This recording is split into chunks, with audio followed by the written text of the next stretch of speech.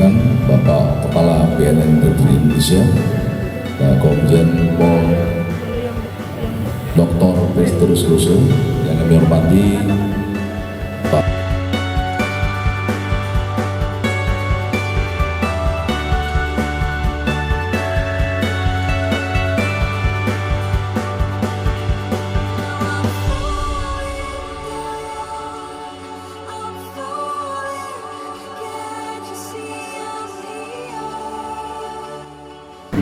Kemudian hasil juga kita melihat daripada apa yang dipamerkan tadi, saya mendapat laporan dari jajaran lembaga pemasyarakatan untuk warga binaan ada perempuan. Ini yang amat sangat terenyuh bagi saya. 160 warga binaan perempuan yang ada di Mataram ini, 130-nya adalah masalah narkotika. Jadi lebih daripada 80% perempuan, termasuk ternyata bukan hanya juga sebagai pengguna, tetapi juga kurir, bahkan bandar yang ada. Nah, ini berarti menjadi PR bagi saya sebagai yang mengatur kebijakan di jajaran pusat, kemudian nanti diimplementasikan oleh Kepala BNNP, dan tentunya yang amat sangat luar biasa, terutama di jajaran Nusa Tenggara Barat ini. Kami ini didukung oleh Bapak Kapolda yang juga adalah adik saya, dan kita bersama-sama dulunya sebenarnya sebagai pengasuh, jadi yang membina junior-junior para pemimpin-pemimpin Polri. Sesudah itu, dan nanti sementara juga mereka lagi memimpin di Kepolisian Negara Republik Indonesia.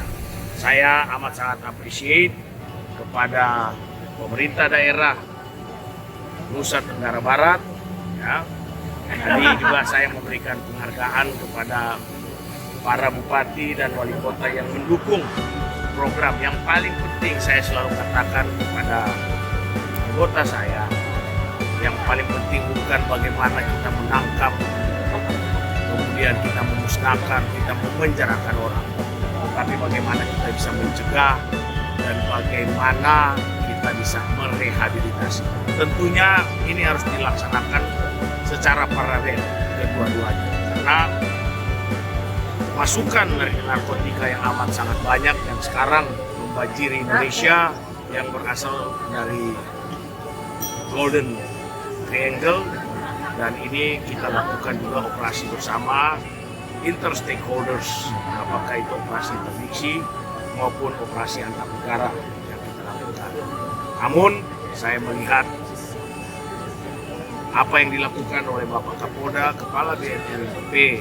Jadi yang kita lakukan terutama dari Badan Narkotika Nasional Republik Indonesia, memang kita dari secara dini kita sebenarnya membuat yang disebut dengan relawan anti narkotika. Jadi banyak di konsep-konsep, bermain di konsep-konsep pencegahan. Kemudian bagaimana bersama-sama untuk branding anti narkotika. Dan yang paling penting adalah soft skill, ya, yang kita kembangkan, life skill itu yang lewat jalur-jalur apakah dari pencegahan, kemudian empowerment, itu pemberdayaan masyarakat untuk menyentuh kaum perempuan. Pada waktu saya melakukan kegiatan di South America, di Amerika Selatan, banyak juga kurir-kurir orang Indonesia perempuan yang banyak, sehingga sasaran ini kita lakukan. Dan saya rasa ini bukan hanya tugas daripada BNN, tapi ini adalah tugas dari bapak-bapak semua, ibu-ibu, para rekan-rekan semua, termasuk kami dari jajaran yang memang mengatasi masalah narkotika itu. Saya rasa cukup. Yang lain, untuk tadi Pak, kira-kira dengan komitmen yang sudah ada ini, apakah di tahun berikutnya BNN RI sendiri memastikan penurunan angka ini? jadi yang bisa kita lakukan berkaitan dengan narkotika adalah kita menekan.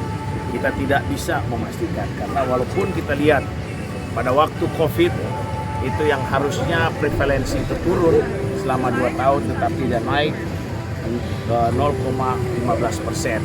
Dan ini banyak juga yang terjadi, sehingga saya datang berbicara dengan Pak Rektor kita ini karena banyak yang menimpa kepada adik-adik mahasiswa dan pelajar.